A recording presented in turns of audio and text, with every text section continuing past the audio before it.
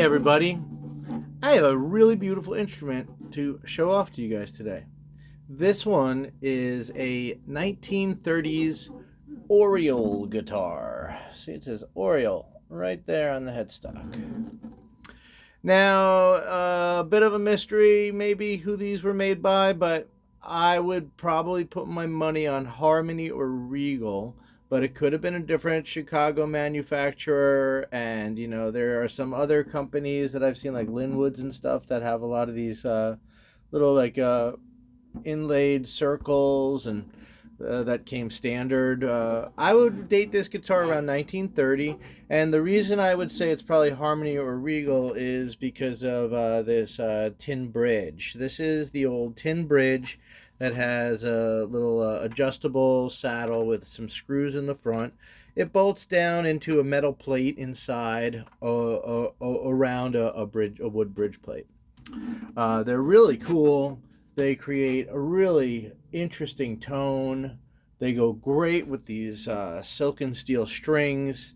I mean, they are actually one of my favorites that I have had the privilege to play. All in all, it's a really beautiful guitar. It is all solid birch body, front, back, and sides. It's got what I would think is some sort of pear wood, but it could be mahogany neck. It's really hard to tell.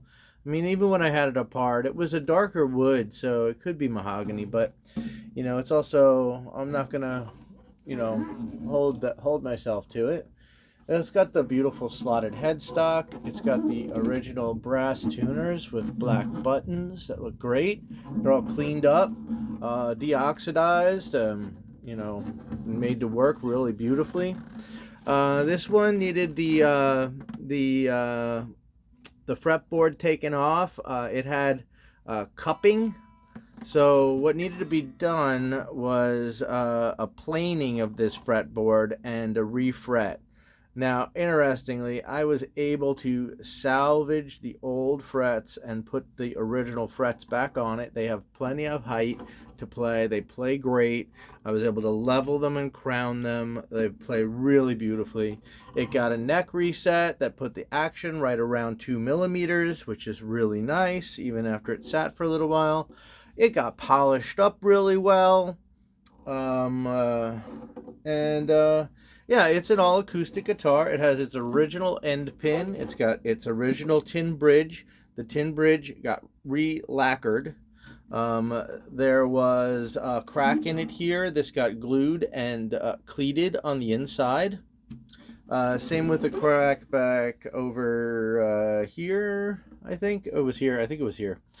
And that also got glued and cleated. I think I cleated that one. It might not have needed a cleat. It was so close to the edge and it wasn't very big. It got all cleaned up and polished out, and it had some it's an original shellac finish, so wherever it had like a little nick, it got like maybe a little finish touch up just to seal in that lacquer and make it sure it was one piece again. The original binding went back on the sides of the fretboard, but see here, you see that there was a little bit of binding loss once it got kind of shaved smooth right there. So that is a cosmetic issue. But it does have its original binding all around the headstock, which is really nice looking touch.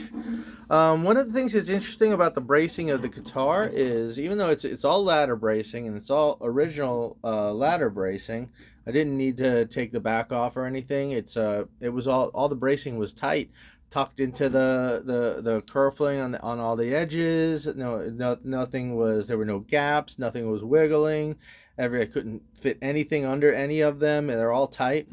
But one of the things that's interesting is there is no bracing back here. This is all just open space on the top. That's why you get this really great resonating big sound with it.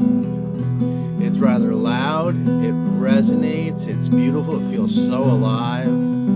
It plays easily too.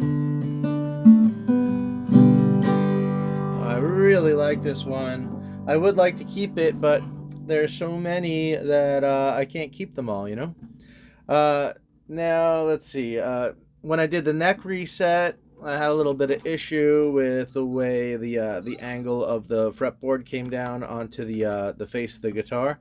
I did end up putting a wedge in there, and on the treble side, you see it looks really fantastic. But on the bass side, you see there is like a little bit of an alley-oop in it, but it does play all the way down, and that alley-oop is only there right there. So when you're playing it, you're basically the only one that's going to see it, and it does play all the way up.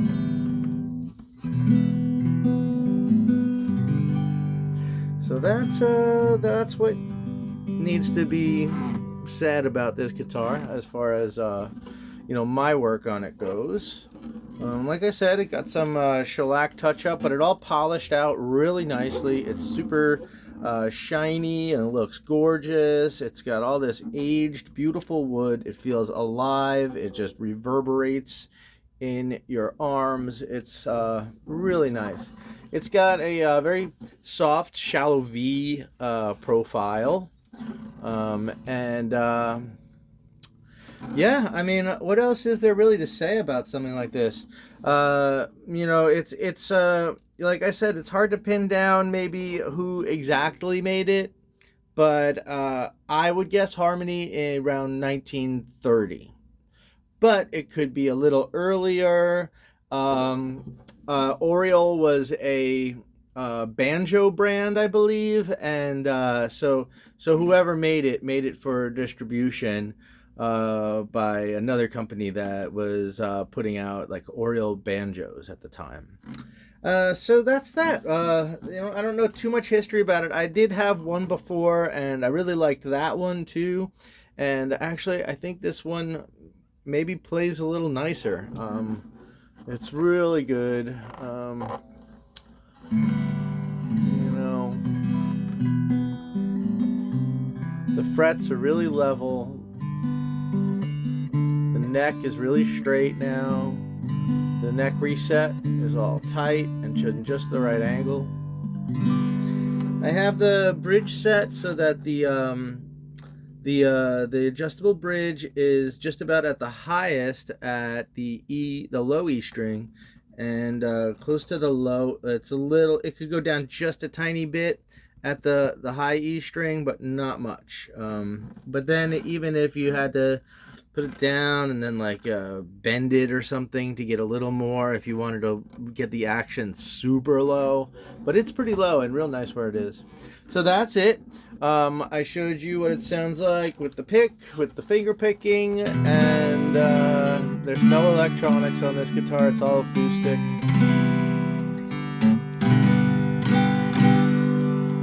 And it is just beautiful. It does have the original bone nut that was on it. I should mention that. That's an original bone nut from around 1930, maybe 1920 something, I think. I don't think this is later than 1930. And here you get another look at this this tin saddle. They're really cool. It was pretty scratched up when I got it, so I stripped it down to metal, gave it some lacquer sanding sealer, and put a layer of black and then a layer of clear satin on it, so it should hold up pretty well. And yeah, and then there's that, and then there's the back. Here's this side. Here's this side.